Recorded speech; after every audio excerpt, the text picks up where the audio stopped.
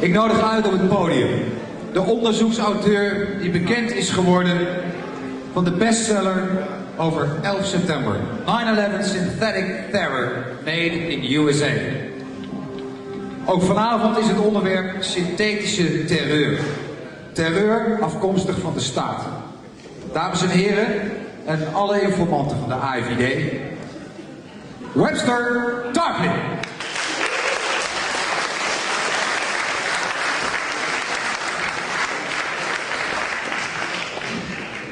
Hello, and thank you very much. I'm sorry I wasn't able to be here at the beginning, but the ferry took longer than anybody had told me. I hope I have some people here tonight who were with me 2 years ago when the Jimmy Walter Euro Tour came through. Daniel DeWitt was also the speaker at that time. And I told people, I reminded them that I actually come from a part of the Dutch Empire myself. The part of the Dutch Empire, of course, you guessed, it's New York City, but not just New York City, but Flushing, Vlissingen. It's a part of Queens. Maybe you've heard of it. It's northern Queens, northern Long Island. And we had a Dutch settlement there in the 1630s and 1640s, and some of these traditions are still alive. We had a fight with Governor Peter Stuyvesant about freedom of religion. And the people from Flushing wanted to have religious tolerance, and Peter Stuyvesant didn't like the idea. Now I have to ask for your help tonight. I've got 1 hour because I'm told that the ferry leaves, and then we're all stranded. Am I right? Okay. So you've heard now, I believe, this presentation of London 7/7. I have to stress for you, that is now the past. You got to clear the decks for action. Everything has changed. Huge changes have occurred. US and British imperialism have totally reversed their fields, and everything that you thought you knew about this is now obsolete and probably inaccurate. So we have, after the neocons are gone, out of power. Bush, Cheney, gone. We'll show you. We have a new phase. Wait a minute, because that's the good news. The bad news is that you've gone out of the frying pan and into the fire. Because now you have something worse than a neocon that you're going to see tonight. And the neocons were going to bring you a war in the Persian Gulf. The danger is now literally World War III with hydrogen bombs and nuclear missiles. So we now also have a new phase of the US-British false flag operations. Just remember that the false flag operations are determined by the needs of the strategic situation. And now we really got to make some time. I'm the author of this book. I have a few copies to sell. I can autograph them for you. Please come up at the end. I am not completely obscure. I have been on many of the main cable television networks. Here's Hannity on Fox News. About a year ago, CNN, C-SPAN, and all the rest of it. This is now the thing that you must read. Obama, the Postmodern Coup. And we have that. And for only €5, you can get it on a disc. So please come and get these discs. This is now the book that I've written this year. And I've just finished a second book on Obama. I am so concerned about Obama as a threat to the world that I've written not 1, but 2 books. And if you valued any of my work in the past, I urge you take seriously what I'm going to be telling you tonight. Works in the past include the unauthorized biography of George Bush the Elder. I will be publishing within about a month or less an unauthorized biography of Obama. And it's worse. It's worse than Bush.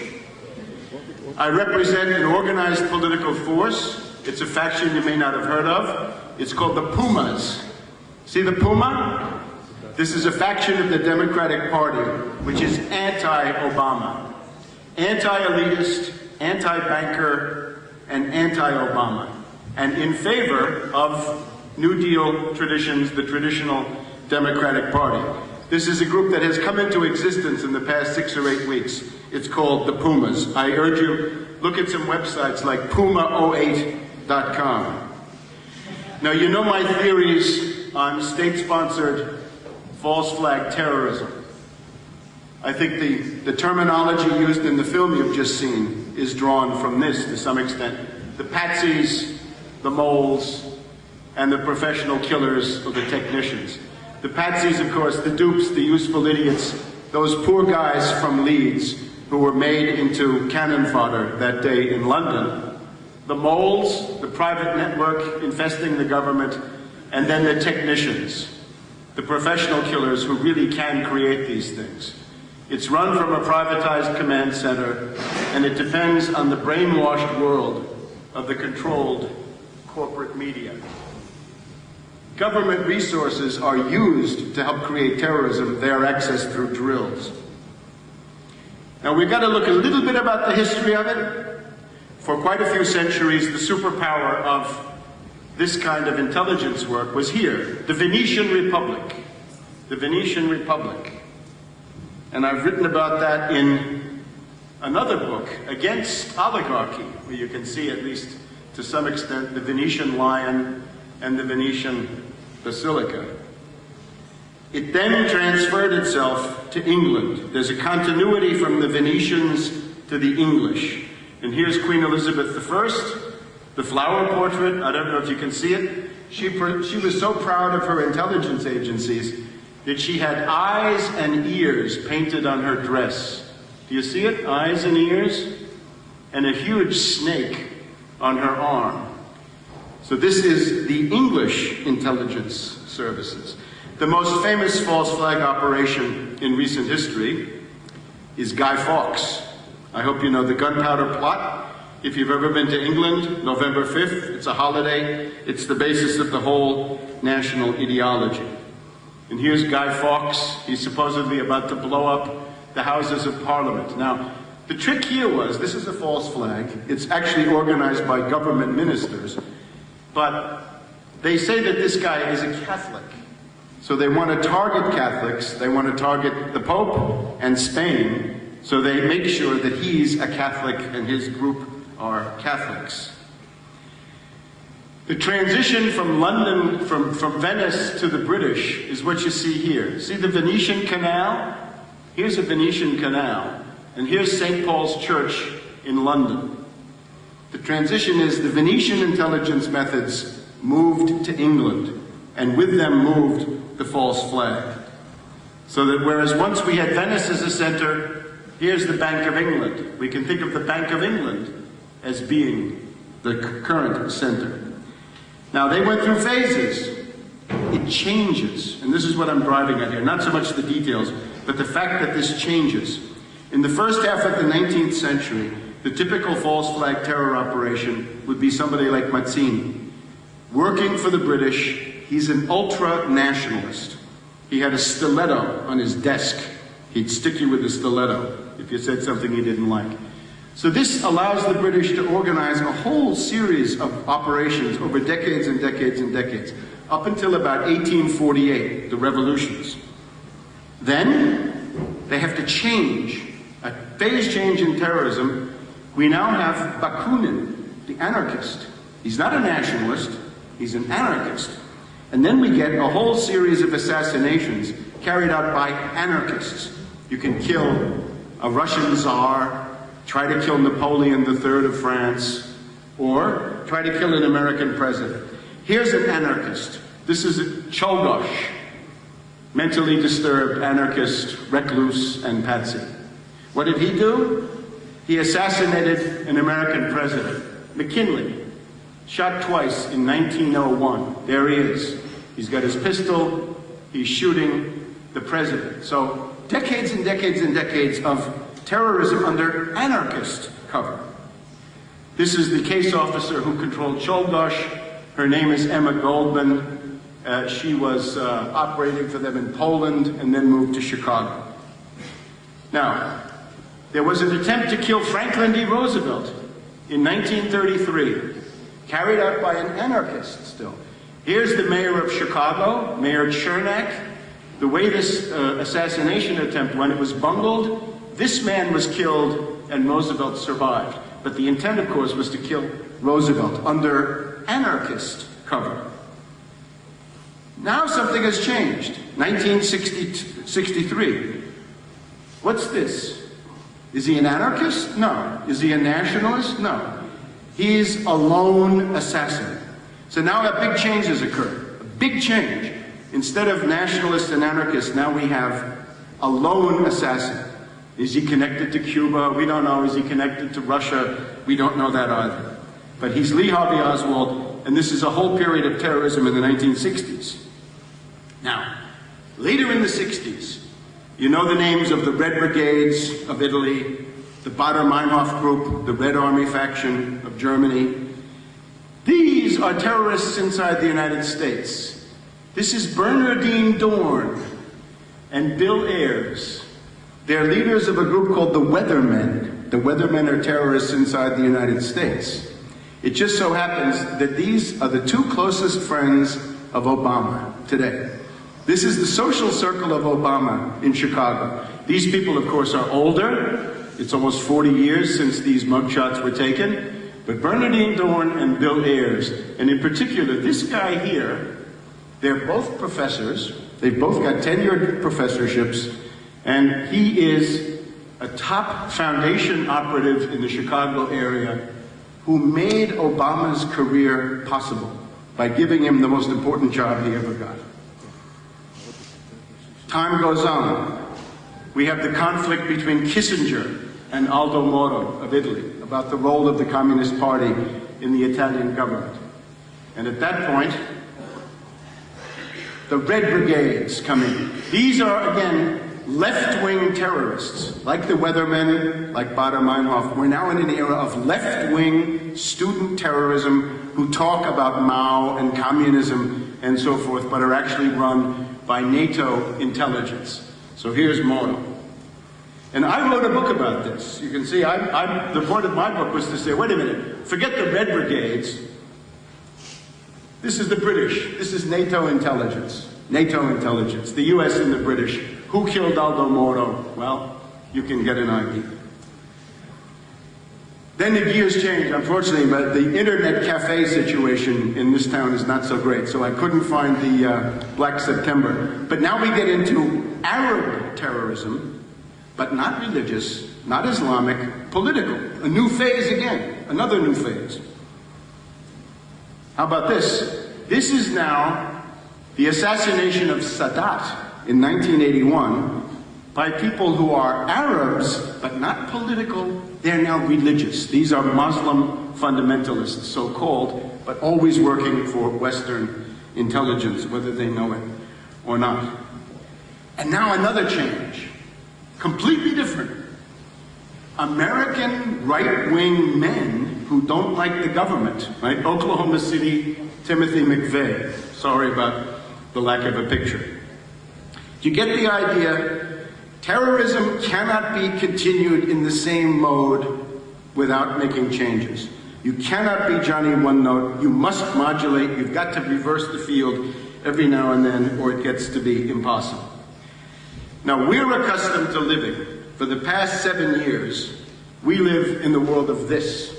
9/11, Bin Laden, War on Terror, Al-Qaeda, Bin Laden's Trail of Terror.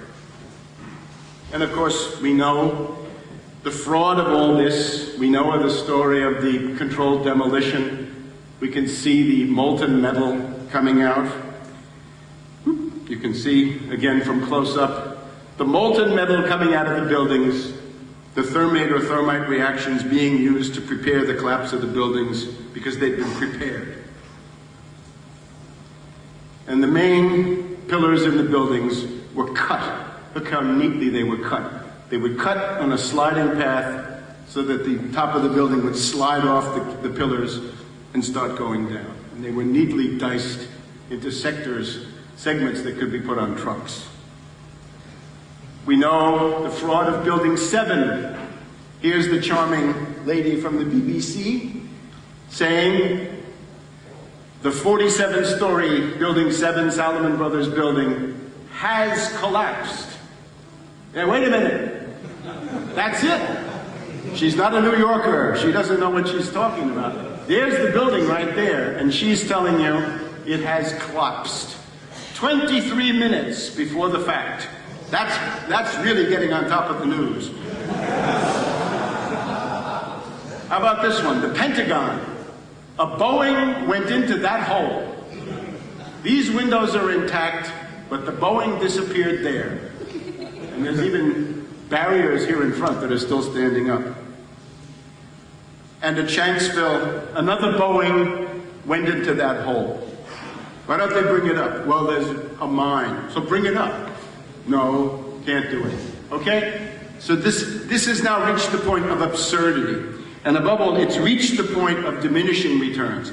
The contribution that I've made to this topic is this, what you see here, that it was all done under the drills. Here's Amalgam Virgo 01. Look, the face of bin Laden is built into the scenario of the drill, and it's June 2001. It's several months before September 11th. And here's a plane. You get the idea. It flies across international Canada airspace and eventually is going to hit the capital. Well, that's a version that they didn't do. And they didn't use a plane. They used a cruise missile or some drone. Now, if you want to know about this, I recommend 9/11, especially the Italian edition, because I've been very lucky. I've got a French edition, La Terreur Fabriquée. You can get that. You can get La Fabbrica del Terrore in Italian, or you can get Falso Terrorismo in Spanish. And read all about the 25 plus drills on 9/11 and how all of these drills were used to actually create the effects that you see. And of course, we have the patsies. Again, there's no proof involving these people. What were they? Where were they? We don't know. Atta, clearly a leading double agent, somebody who does exist, an Egyptian working for U.S. intelligence, not a Muslim in any interesting sense, lives with a prostitute, drinks liquor, cocaine addict, not Islamic at all, and the rest of these people, Hani Hanjour, and so forth. And above all, Atta, the demon. So for a while, this was the enemy image. The idea was the US, the British, and the Israelis at war with the Arab and Islamic world, alone forever. Well, it doesn't work.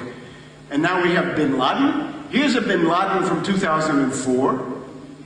Here's a bin Laden from 2007. He's getting younger. Maybe with this you don't have too much luck with the ladies. My research has allowed me to reveal, I've always said, this is a troupe of actors, okay? This is a troupe of impersonators and actors and, well, actors. I've been able to discover who's actually playing the role of the new bin Laden. There it is. I'm revealing it here. Now, the demand is, of course, to investigate 9/11. And we were able to put this in the face of the Savior, the Messiah, the Redeemer, being brought up, of course, by the Wall Street banking interests. And he's, of course, Obama is more devoted to the 9/11 myth, really, than any other candidate right now. Now, I just came from Washington. You think he's in power in Washington? No. He's simply a figurehead, a caretaker. He's the janitor of the White House. He's the groundskeeper. He counts for nothing. He spends his days receiving delegations of children. How about him? You think he's in power? Not in power. He's the janitor of the Naval Observatory. He has no power. How about Pearl? You know Pearl? He's out. How about these people? Bolton, out. Ledeen, out. Lynn Cheney, out. Frum, out. Bolton has even said that the Bush foreign policy has totally collapsed. And Pearl said that it melted down. This is the new face of what you're dealing with. This is now the threat to you. The neocons and Bush and Cheney are out, out, out. Finish, kaput. Get the idea? This is now the man. Zbigniew Brzezinski. Zbigniew Brzezinski, Polish aristocrat, one consuming passion in life. He destroyed the Warsaw Pact. He destroyed the Soviet Union with the Afghan War. Now he wants to destroy the Russian Federation and carve it into 4 pieces. He is determined to tread the path of Napoleon and Hitler, and he wants you on his side. Now he knows that he can't go on television and make an appeal to you, so he has sent Obama to make an appeal to Europe and to Africa and to others to join him in the attempt to crush Russia and China as the only serious opposition to the US and the British in the world, and to preserve Anglo-American world domination for 1 more century if he can. He works, of course, for David Rockefeller. These are different networks. Neocon networks, I've talked about them in the past, Leo Strauss, a whole series of other things. We're now in the land of Trilateral Commission, Rockefeller, and of course Bilderberger. Bilderberger and Trilateral quite closely related. When David Rockefeller wanted to create the Trilateral Commission, he turned to Brzezinski. Nelson Rockefeller had Kissinger. David Rockefeller has Brzezinski. Brzezinski is almost 80. He's still going strong. He is stronger than he ever was. And that's the Trilateral logo. That's the new faction that's on top in Washington, along with the Council on Foreign Relations. The first time they had a government, Jimmy Carter, a puppet of the Trilateral Commission and an absolute catastrophe. Now the idea is look at this and realize that Obama will be 10 to 100 times worse. Brzezinski ran Carter in terms of foreign affairs. There's just no other way around it. And what did they do? Volcker, here's Paul Adolf Volcker. This was the Trilateral man who ran the Federal Reserve and deindustrialized the United States and indeed much of the world. He set deindustrialization into motion, which you can see the results here outside, right? People who are concerned about an industrial base. This was the 22% prime rate in industry. Now let's look at some of the things that Carter did, because by looking at Carter we can see what Obama would do. What would he do? Oh, the Shah of Iran. Carter and the Shah. Well, what Carter did to the Shah was to get him out. Carter and Brzezinski deliberately overthrew the Shah. The Shah was politically, of course, a monster, as we know. They didn't care about that. The problem was that he was industrializing Iran very rapidly. He was building about 12 nuclear reactors. If the Shah had stayed in power for another 10 to 20 years, Iran would already be in the nuclear era. It would be a strong, industrialized country, and nobody would dream of attacking them as they were talking about last year. And of course, it was Brzezinski and Carter who did this operation on the Shah with the help of another Trilateral man, Cyrus Vance. And here you get this. Brzezinski and Carter in a united front with Khomeini, because that's what it was. They insisted on Khomeini. Brzezinski said, I want Khomeini, Khomeini, Khomeini, and only Khomeini. Why? He said, this Islamic fundamentalism is my weapon against the Soviet Union. I will destroy the Soviet Union using Islamic fundamentalism. And that is exactly what he did then with Afghanistan. Brzezinski also had a weakness for Pol Pot. Remember Pol Pot in Cambodia? Maybe that will refresh your memory. There is just no limit to what these people will do. Here's Brzezinski with the Pakistani army looking into Afghanistan when the Soviets had invaded in 1979. Here's Robert Gates, the current Secretary of Defense of the United States. He is working for Brzezinski. In 1977, 78, 79, Gates was an office boy for Brzezinski in the Carter administration. This, by the way, is the founder of Al-Qaeda. And we really ought to say that Brzezinski himself is the founder of what is known as political Islamic fundamentalism. He is the one who created it, not the neocons. He set it into motion with Khomeini. Now, if you notice, Brzezinski has this funny hairdo. He's compared to Woody Woodpecker, the cartoon character. You know him? There's the song, that's the Woody Woodpecker song. That's to greet Brzezinski. Now, I hope you know Andreas von Bülow, very distinguished man, former German deputy defense minister. He has called Brzezinski in public, this dog, dieser Hund, says von Bülow about Brzezinski, because he had to deal with him directly. He worked for Helmut Schmidt, and Brzezinski was the main enemy. So relations with Europe were awful. Now the point with Obama is that he is the creation of this network. I've got one book that explains it in general outline, and another book now that will come out soon that will explain this in detail.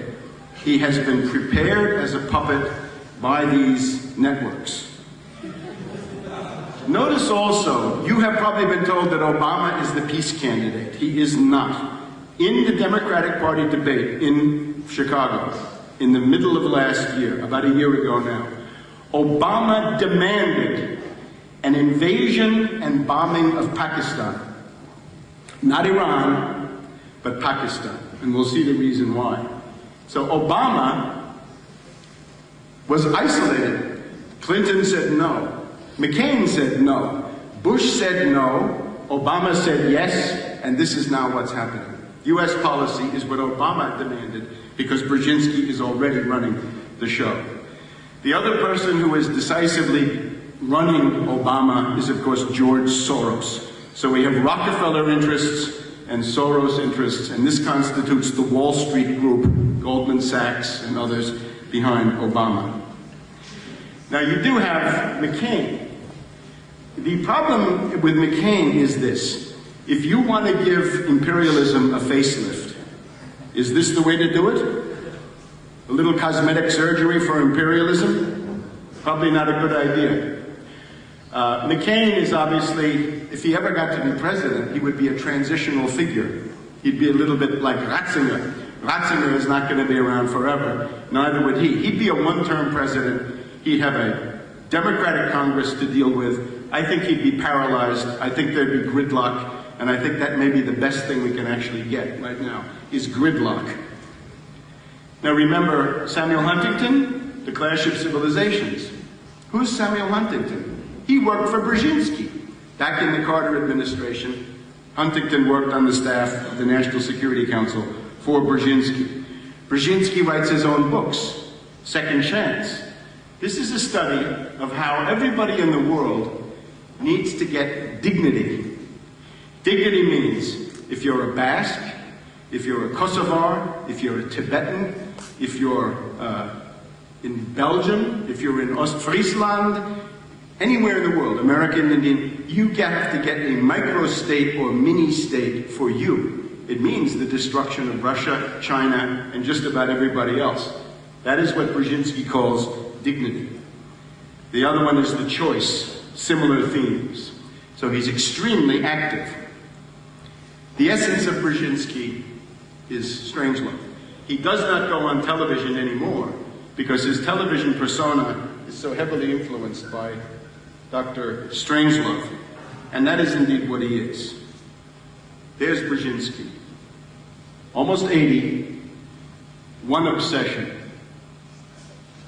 Stalin then, Putin now, but Russia. He is an obsessive hater of Russia, and he wants to yoke your family, your energy, and your future to this insane plan. So today it would be Putin. And again, I have rather high regard for Putin. I think he's the most intelligent head of state we've seen in the world lately. Brzezinski argues to the neocons, why are you worried about Iran? Let's think realistically. What's the only real center of military power in the world that could handle the United States?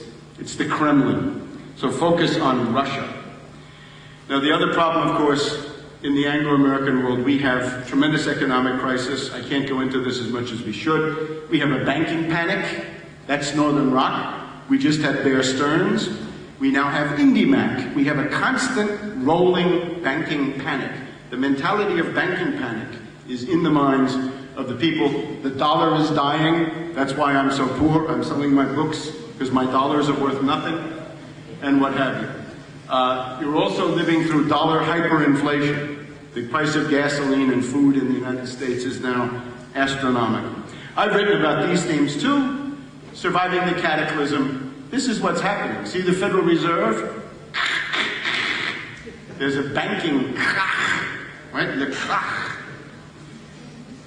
Many people have asked themselves over the past year or so, is there going to be an attack on Iran? As of today, I say, not likely. No. As far as the US and the British are concerned, the Israelis, I can't see how they could do it. Part of it is, of course, if you attack Iran, you give Iran the chance to cut your supply line. Right? Here's the US Army in Iraq. Here's the supply line. It can't be defended. It goes along the Iranian border. It's a hopeless task. The Israelis tried their luck in southern Lebanon 2 years ago. This is how the Israelis ended up. Not so good. So that's not working. Now, as long as I thought there was a danger of an attack on Iran, you could find me out here at the White House. Here I am, Matt Sullivan, others from DC 9/11 Truth. Beware another fake 9/11 to nuke Iran. This was the spring of 2007, more than a year ago. Now let's see the change. Here is the mental world of the neocons. What do they think about? They have a little world. It's centered on Israel, centered on Jerusalem. They're worried about Iraq, about Syria, about Hamas and Hezbollah and Iran and so forth. They think about Israel's security needs and they proceed from that. Brzezinski has a completely different approach. That's Brzezinski's world. The world. How to organize the world to crush Russia and China if necessary. See, that's included too. Because the idea, of course, is you have the Shanghai Cooperation Organization of Russia and China together. This is Brzezinski's mental world. A constant pressure on every Russian border.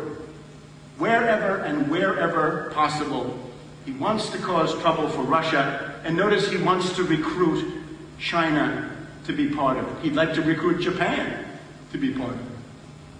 He assumes that you, the European NATO states, will simply go along with this lunatic plan.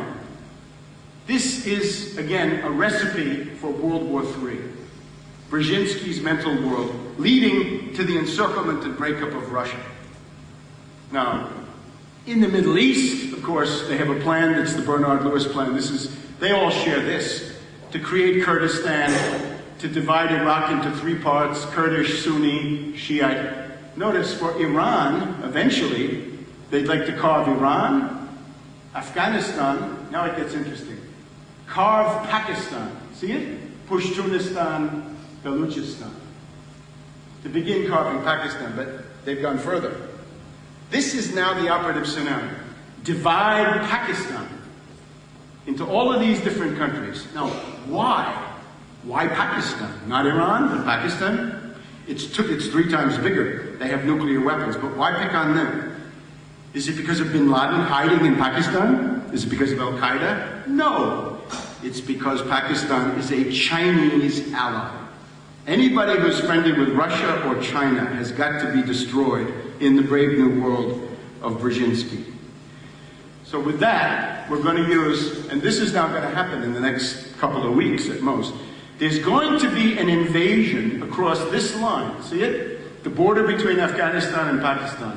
The US and the NATO forces, and if there are Dutch forces, they will be dragged into Pakistan looking for bin Laden, but really a way to destroy Pakistan. The Pakistani Prime Minister was on the television the other night saying, our national dignity, our national sovereignty does not allow foreign troops to come into Pakistan. Well, the US and NATO are bombing, and soon they will be invading, and the government here is going to look pretty sick, and it's going to fall and lose face, and the disintegration of Pakistan is going to begin, because it's a Chinese strategic ally. So they had Musharraf, they want to dump him. They have Karzai. Karzai of Afghanistan is being played against Pakistan by not Cheney anymore, but by the current group. So it means that this entire area dissolves into absolute chaos. Now, Brzezinski's mental world, the zone of percolating violence centered on Afghanistan and including Pakistan. And the idea, of course, is to bring this violence into areas like the Caucasus and Transcaucasus, and then into the republics of Central Asia, and indeed into China. Right? The Chinese, Turkestan, the Uyghurs, the Muslim minority in China, and of course, Brzezinski is behind the Tibet insurrection. This is a typical Brzezinski ploy. We've also got pressure to expand NATO towards Russia more and more, the Baltic republics, these countries here in the Balkans, Romania, Bulgaria, and so forth. There are wars about pipelines. Brzezinski wants the Ukrainians, his friends, to have a veto on gas and oil to Western Europe. So there's a whole complex around that. Ultimately, Brzezinski seems to like the idea of a map like this. This is Europe about 1600. You see Greater Poland? That's Greater Poland. From the Baltic to the Black. Greater Poland. That may be the plan. And here's how we might do it. The Civil War in Russia, 1918 to 1919. See it? The division of Russia into 3, 4, or more separate states. That seems to be the ultimate plan for Brzezinski. Now, in the beginning of it, you've got Ukraine, okay? Now, the Orange Revolution in Ukraine. This is done by the US. This is a people power coup, or CIA color revolution, run by people like Soros and Brzezinski, including Brzezinski's son.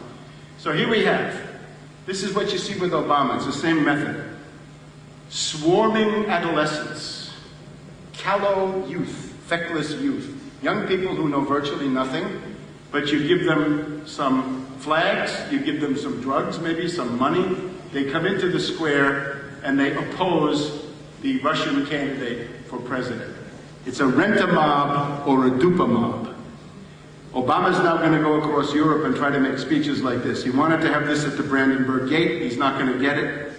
But this is what he does. He's going to, if he gets the Democratic nomination, he's going to try to do that in a football stadium with 75,000 people to chant for him. And of course the idea is, Khvatit Putina, enough with Putin already. Down with Putin from Oborona. You know this gentleman? Yushchenko, the puppet president of Ukraine. Whose puppet? Brzezinski's puppet. Madeleine Albright tagging along for the ride. Okay? So this is the idea of a NATO agent as the leader of a big, important country. And look how far it goes. When Yushchenko became president, there was an idea that these areas out here might secede from Ukraine. At that point, you might have Russian troops coming in, Polish NATO troops coming in, and you had World War III in sight at the end of 2004. Now this is the kind of thing that's going to happen more and more. There's also a very grave danger of war between Russia and Georgia. This is the other place where the color revolution succeeded. This is the Roses Revolution in Tbilisi, in Georgia.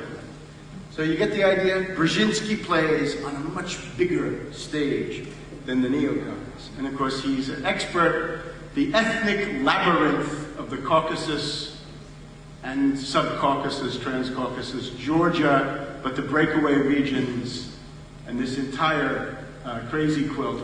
These are the kinds of microstates that Brzezinski would like to have all over the world and Europe. Now, the Great Hall of the People in Beijing.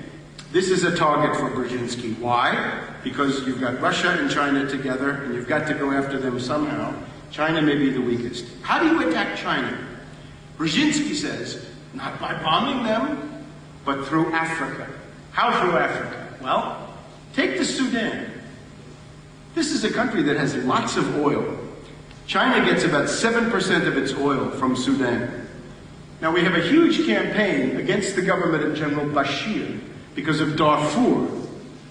Why are the Anglo-Americans so interested in this humanitarian emergency? Because they want to overthrow the government in Khartoum and cut off the oil going to China. Zimbabwe, Mugabe. Why are the Anglo-Americans so focused on Zimbabwe? Because this is a mineral-rich country allied with China.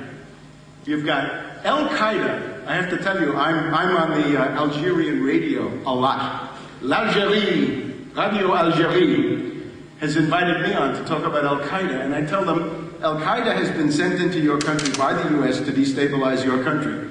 And it's the same thing with Morocco, and the same thing with Tunisia. So the idea is basically Africa is going to become a battleground between the US and the British. 15, okay? Between the US and the British for the purpose of, between the US and the Chinese, for the purpose of kicking the Chinese out of Africa. That's what Brzezinski wants. Kick the Chinese out. You got destabilizations in Kenya. Obama's cousin is leading the destabilization of Kenya. Obama's tribe can be used to destabilize a whole area here of Africa, the so-called Luo tribe. Ultimately, what Brzezinski wants is this. If the Chinese can't get oil and minerals from Africa, where can they get them? Brzezinski's going to say, you should go to Siberia. Here's Siberia. Look at all the gas. Look at all the oil. Krasnoyarsk, out here, Irkutsk. This is where China should get their minerals and gas and oil. You see what it is? To play China against Russia for the purpose of oil, meaning World War III. Russia and China destroy each other. The Anglo-Americans, Brzezinski thinks, sit back and laugh and dominate the world for another century. Now, this is the kind of stuff that doesn't work.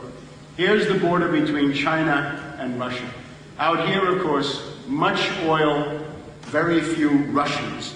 This is the vulnerability that Brzezinski would play on. There's also the question of the various pipelines coming out of here and where they will go. And the Anglo-Americans like to make fun of the difficulty of getting a pipeline built across here, so they're always attacking Putin. Another gambit, Kosovo, under what amounts to a criminal organization. We've also got the Polish missile crisis, the Missile Defense Agency. Missiles in Poland, radar in the Czech Republic, and some installations in Lithuania, ex-Soviet territory. The goal of that is a first strike. The US is telling itself it will be possible for the United States to destroy the long-range nuclear arsenals of Russia and China with a first strike. And that is what the capability that they would like to have. And you see it all here. The interceptor missiles going to Poland. The Soviets, the Russians, of course, have a very serious anti-ballistic missile defense. Now, here's the problem. That's a Topol-M Russian intercontinental ballistic missile. It is the best in the world. The US has nothing to come close to this. This is what you're dealing with now. Not some war in Iraq or Iran, but that on your head. That's what Obama means to you. To you, thanks to Brzezinski. He's also got Chechen terrorism. This is Basayev of the Chechens, Maskadov of the Chechens. Remember, these people blew up apartment houses in Moscow, killed upwards of 300 people. You get the idea. Now, this guy is Ilyas Akhmadov. He's the ambassador of the Chechen terror organization to the United States. The Chechen terrorists have an ambassador in Washington, D.C. He's on the State Department payroll. He gets paid by the U.S. taxpayer. He gets his own money, he gets a secretary, an office, a travel budget, and a public relations budget. Why is he there? because Brzezinski lobbied to bring him there. Brzezinski says the day that this man came to Washington was the happiest day of Brzezinski's life. Now here, can you possibly see a terrorist capability to be used against Russia, run from the United States in the near future? Is that what Brzezinski is thinking? That's what I argue in Obama, the postmodern coup. Now, having looked at the world situation, what is the new face of terrorism? Will it be bin Laden, Al-Qaeda, Fatah, or will it be something different? And yes, that is Mussolini. That is the comparison that's developed in this book. And if you know anything about the actual history of Italian fascism from 1919 to 1922, the mass movement phase, you'll be looking at that from that point of view. What I'd like to show you now is 5 or 6 faces of what terrorism might look like in the coming years. At the point where you see the project to be, kick the Chinese out of Africa, destroy Pakistan as a Chinese ally, finally play China against Russia. You've got to create a new enemy image. Who's the enemy image? It's Russia and China, or maybe Pakistan, or maybe Sudan. Let's just go through it. Here's the first face of terrorism for you in the coming years. Remember the Unabomber, Kaczynski? He was very concerned about the environment, so he began sending explosive letters, killing people, maiming people. I would say that in the coming years, you're going to see terrorists going forward for ecological and environmental reasons. They're going to say they're very concerned about global warming, they're concerned about the spread of nuclear power, and they're concerned about, pollution. And maybe what's going to happen is US and British intelligence are going to say, you know, that guy over there is our enemy, and he's a polluter. And they'll tell somebody like this, look at that guy over there, he's a polluter. Why don't you go pay him a visit? So the person is going to be hit, not because they were a polluter, of course, but because they're on the Anglo-American hit list. I'll do him first. This is easier to get to. Here's another face. You know this guy? It's Cho. Cho of Virginia Tech. This was April of last year. So Cho is actually a Korean of Korean origin. Some people said he's a Manchurian candidate. Not quite Manchurian, Korea, close enough. He got his guns and he went on a rampage on the campus and he killed about 30 people. Now, what kind of terrorism is this?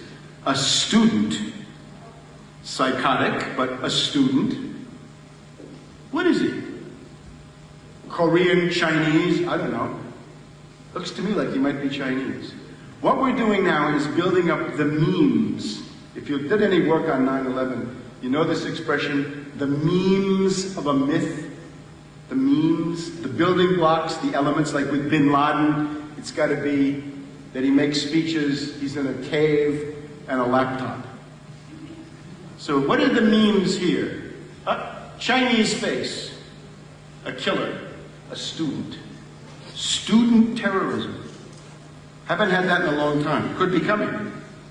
How about this? This guy's name is Kazmierczak. John Kazmierczak. He went to Northern Illinois University. You probably don't, you haven't heard of this one because he's lower level. He's in Northern Illinois University in Rockford, Illinois, last autumn. He comes on the campus, college student, university. He's got guns. He manages to kill 6 or 7 people, and then he's killed. Student terrorist. Now we have 2 student terrorists. When you're doing this kind of work, you got to look for the straws in the wind, what might be coming. And they always do it by examples. They set examples and then they combine them, or they abandon them, or they develop them. Now what's his story? Why does he kill people? He has social concerns. He is worried about the lack of justice in the prison system. He's worried about social injustice in the United States. So here's a killer who's a terrorist, and he has left cover, not right-wing cover, left cover. His story is that he's a leftist and he's worried about this. Now remember, there was a time when people like Bernardine Dorn of the Weathermen and Bill Ayers of the Weathermen, and these are Obama's best friends, this is his social circle, these are the people who started his political career. They're both professors now. Student terrorism under Maoist ideology was a very, very common thing. Do we see a pattern with Cho and Kazmierczyk to these old weathermen of 40 years ago? Okay. How about this one? Litvinenko. What is he? A Russian. What's his story? Nuclear terrorism. Those are the only two things you need to know. Here's a Russian who wants to carry out nuclear terrorism. This has big potential. Big, big, big potential. This was obviously a stunt of some kind, carried out by certain British circles, we must say. The target, of course, is Russia.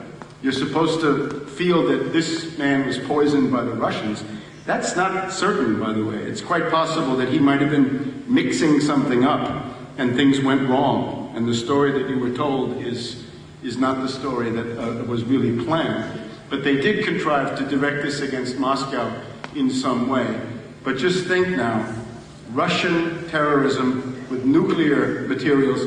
He's even from the KGB. Oh, and he had a theory of 9/11. Did anybody ever read his theory on 9/11? He said, Putin did it. Maybe one day you're going to see bin Laden come on the television, and bin Laden's going to say, I have to make a confession now. I'm not a good Muslim. I've been working for the Russians all along. That's the kind of thing that might happen in the coming weeks and months. And then, I've talked about him before, Akhmadov. He's the ambassador to the United States. He's paid by the United States. The Russians have demanded that he be extradited because they want to put him on trial as a mass murderer. But he's happily in Washington because he's a friend of Zbigniew Brzezinski and Senator McCain, too, for that matter.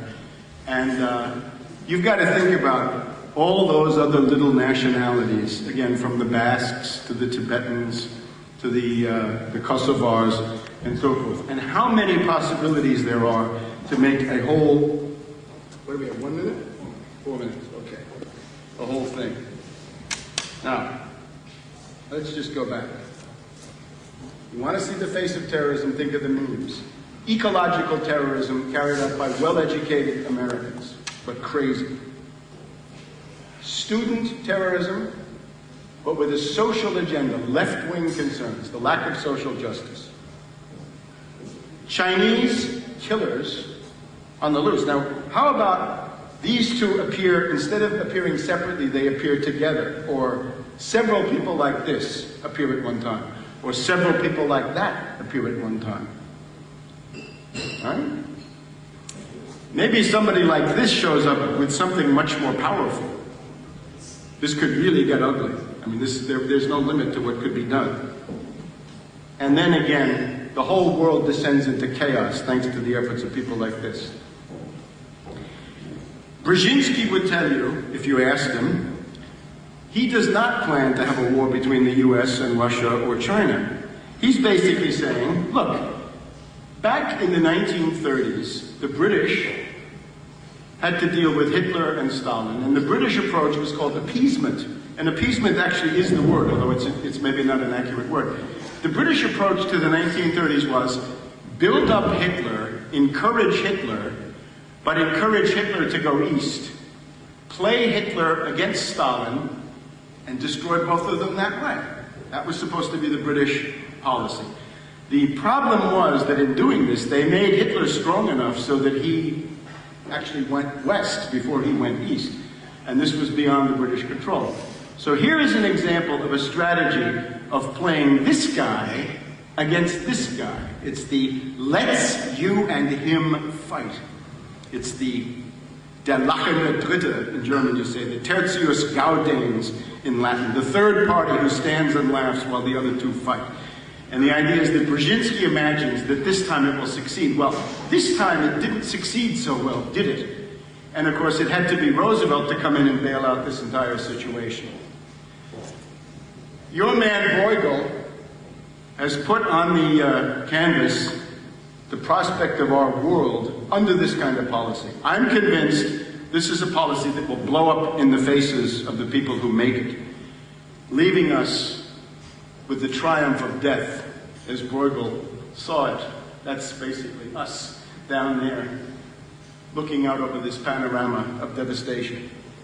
And of course this, the notion of switching to a policy of aggression and the dismemberment of Russia is absolute insane folly, suicidal folly, likely to lead sooner or later to something like this. Now, I represent, again, people outside of the Democratic Party and inside who would like to go back to a better policy, the things that actually worked, the good neighbor policy, Lend-Lease, the Bretton Woods, and the Marshall Plan. In other words, there is an alternative. And there are people who are trying to stop Obama from getting the nomination in Denver, because he does not have the nomination until the convention is held. And those are, once again, the Pumas. We're going to have a national convention of the Pumas on August 8th in Washington, D.C., and we will be discussing how we can convince 175 delegates to the Democratic National Convention to vote against Obama and prevent him from getting the nomination and throw the convention open, wide open, to actual political discussion. So I call for your kind attention to the Pumas. And with that, we're done. Ladies and gentlemen. Ladies and gentlemen, Webster Tarpley. Well, to start a dialogue and giving people a chance to think about questions, I will start with a very personal one. In the last 7 years of your life,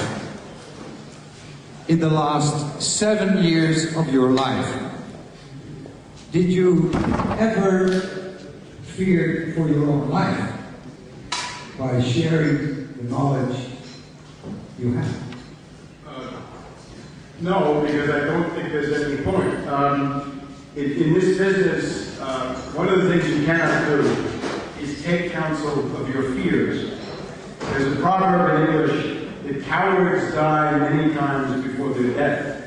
If you're so worried about some kind of an attack, you're going to be scared to death many times before it actually happens. So don't do it.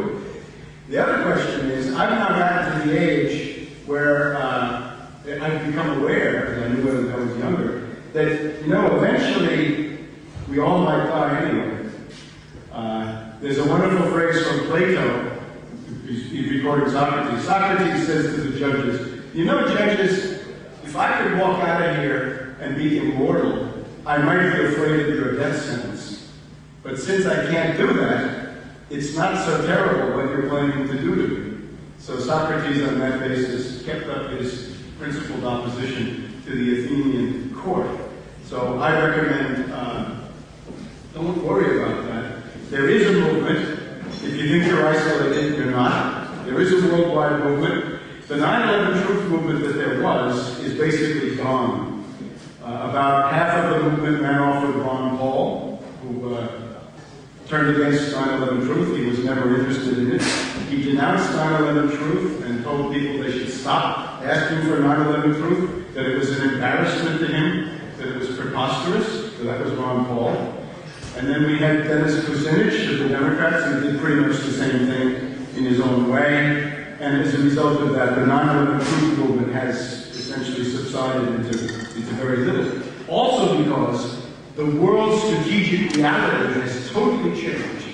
The field of imperialism is reversed, and 9/11 is no longer the main reason they're going to attack people. I should have pointed this out. Right now, the main reason to attack somebody is humanitarian concerns. You want to attack Sudan? How do you do it? You claim Bin Laden is there? No. It's a bad joke. You say, we have humanitarian concerns about Darfur. We're concerned about human rights.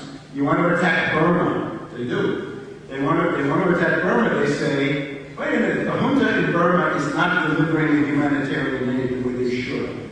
Let's invade them. And so on. So Pakistan, still a bit of an exception, but generally speaking, the war on terror is now not at the center anymore. And you've got this humanitarian human rights stuff coming very much in the forefront. And above all, China and Tibet and all the rest of this. Watch for Brzezinski to try something during the Olympics, the Beijing Olympics, right? Webster. When you have 1968 in Munich, in Mexico City, and 1972 in Munich, that's Brzezinski's idea of the Olympics. That would be an augmented reality. Hmm? We had